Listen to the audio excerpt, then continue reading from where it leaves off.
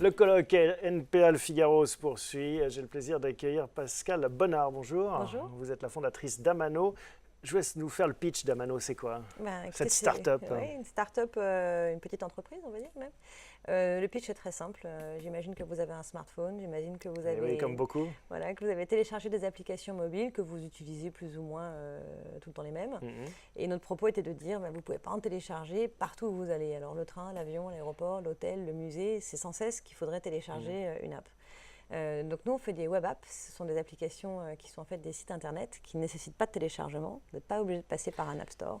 Donc ce n'est pas une application. On Si. ne va pas sur un App Store. On va directement sur le web, mais pas sur le browser non plus. Si, c'est sur le browser. Je vous la montre rapidement. Donc c'est un site mobile en fait. Sauf que ça fait des choses qu'un site mobile ne sait pas faire. Par exemple, là on est au colloque NPA, vous pouvez chatter avec les gens dans la salle en faisant une jonction avec votre compte LinkedIn. Rien ne se voit sur LinkedIn et vous pouvez créer du réseau social, créer des connexions entre les individus sans avoir besoin de télécharger, encore une fois, un nouveau site. D'accord. C'est donc beaucoup de technologie. Enfin, pourquoi est-ce que on ne développe pas plus en web apps? Pourquoi est-ce qu'on fait des applications traditionnelles ou des sites mobiles? C'est une bonne question. Apple génère à peu près 30% de son chiffre d'affaires grâce à l'App Store. Donc voilà la réponse. Donc il y a un frein important. Heureusement pour nous, Google a lancé une initiative qui s'appelle le Physical Web, qui porte bien son nom. C'est-à-dire le web doit avoir une résonance physique, donc contextuelle, géolocalisée, ce qui est le cas des applications Amano. Et heureusement, Google met à la disposition des développeurs tout un tas de briques technologiques qui nous permettent d'aller plus vite et de fournir ces services. Quand vous dites Google, c'est-à-dire que sur mon iPhone, ça ne marchera pas? Si, ça marchera sur votre iPhone, sur votre navigateur, idéalement sur Chrome. Ça marche aussi sur Safari. Vous voyez, moi, j'ai quand même un téléphone qui n'est pas censé le permettre. Au contraire, le web a le mérite d'avoir des normes W3C qui nous permettent de travailler dans un environnement complètement standardisé. D'accord.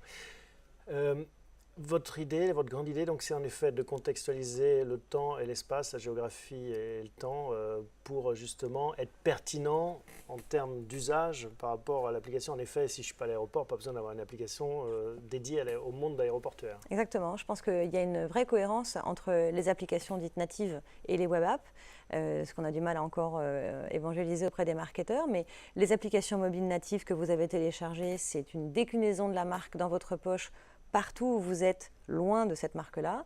Les web apps, c'est l'idéal quand vous êtes dans un lieu, tout de suite et maintenant. Pas avant, pas après. Comment elles vous trouvent? Alors, soit parce qu'on est la landing page du Wi-Fi, vous vous connectez au Wi-Fi comme ici aujourd'hui et vous arrivez automatiquement dessus, soit parce que, encore une fois, grâce à Google, il y a des beacons Eddystone, donc des petits émetteurs qui vont vous signaler qu'il y a un service. D'accord. Comment ça se développe? Pourquoi est-ce que vous êtes arrivé à ça, en fait, votre parcours avant rien à Amano? voir. Rien à voir. En fait, moi, je ne suis pas du tout technicienne. J'étais consultante en management pendant de nombreuses années. Donc, comme tous les consultants, je ne savais rien faire.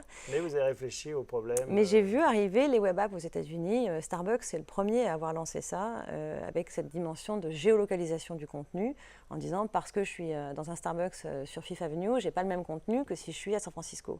J'ai trouvé l'idée géniale et j'ai d'abord essayé de convaincre mes clients, en tant que consultante, de faire ça. Et puis finalement, c'est à la FNAC, Katia Ersar, qui m'a répondu que c'était très futuriste et que quand bien même ça existerait, ce ne serait jamais eux qui le feraient eux-mêmes et qu'il fallait que quelqu'un le leur propose.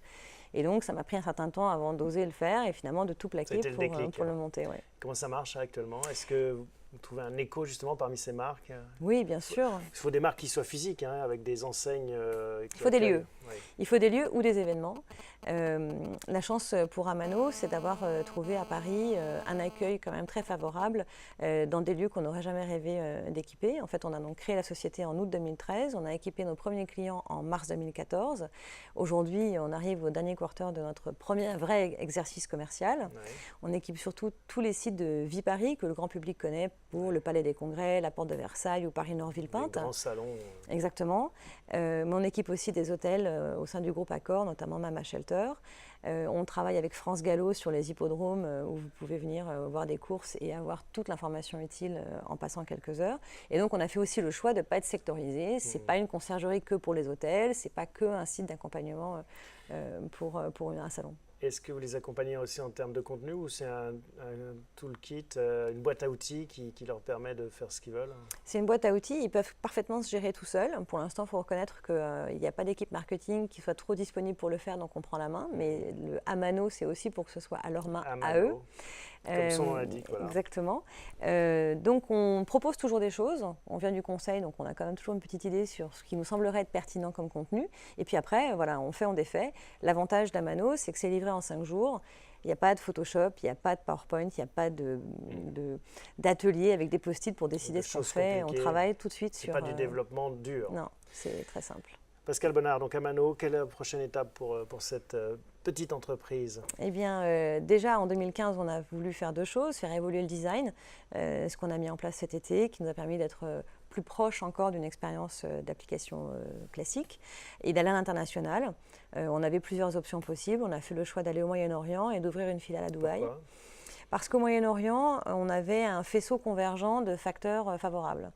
D'abord parce qu'ailleurs en Europe, l'effort aurait été au moins aussi important qu'à Paris et pas forcément tellement plus rapide. On pourrait aussi se dire qu'il fallait aller aux États-Unis, mais là, le décalage horaire pour une structure si petite nous aurait contraints à avoir une équipe sur place tout de suite. Donc on s'est dit, où est-ce qu'on peut aller moins loin, où ça parle anglais, où il y a envie d'innover, où il y a des secteurs qui pour nous sont phares, que sont l'hôtellerie, le transport et l'événementiel. Et c'était Dubaï. Dubaï. Voilà. Donc on a créé ça et maintenant... Et donc vous êtes quoi dans les malls en fait Alors là, pour l'instant, la négociation est surtout engagée avec l'aéroport de Dubaï, qui évidemment serait une référence plus que significative pour nous, mais aussi avec Dubai Mall et plus globalement avec le groupe Emar qui gère aussi des sites touristiques. Ça va plus vite donc là-bas que la vieille Europe qui est un peu conservatrice. Ce serait faux de dire que ça va plus vite. Ça prend du temps exactement comme ici. Mais en revanche, l'accessibilité des décideurs n'a absolument rien à voir avec la France. Vous ne regrettez pas le conseil? Ah, pas du tout. Merci Pascal Bonnard. Merci à vous. À bientôt. Au revoir.